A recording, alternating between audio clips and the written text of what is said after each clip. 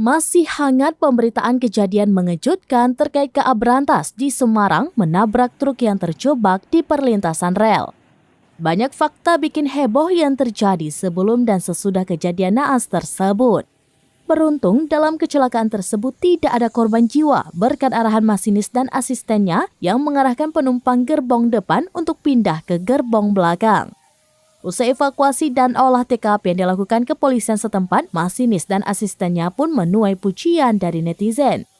Tidak hanya kisah tentang aksi heroik masinis dan asistennya yang berhasil menyelamatkan nyawa ratusan penumpang, kali ini salah seorang penumpang yang menjadi saksi hidup turut membagikan pengalaman menegangkannya.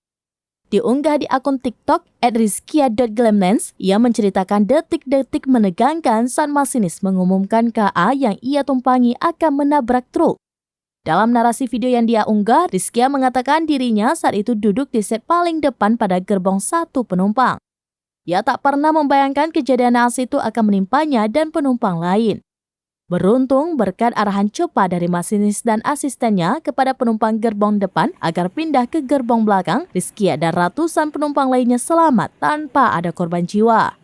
Rizkia menjelaskan pasca kereta menabrak truk dan menyebabkan ledakan, para penumpang segera diminta turun untuk evakuasi. Ia mengaku saat itu hanya membawa tas dan satu handphone yang ada di tangannya. Sedangkan HP yang satunya masih tertinggal di gerbong. Saat proses evakuasi berlangsung, ia sempat meminta kepada petugas agar diizinkan masuk untuk mencari HP-nya yang tertinggal. Petugas pun mengizinkan. Namun setelah dicari cukup lama, HP-nya tak kunjung ketemu. Lantas petugas menyarankan Rizkia untuk menelpon ke nomor HP-nya yang hilang tersebut. Ketika ia menelpon sesuai saran dari petugas, terdengar suara wanita yang mengangkat.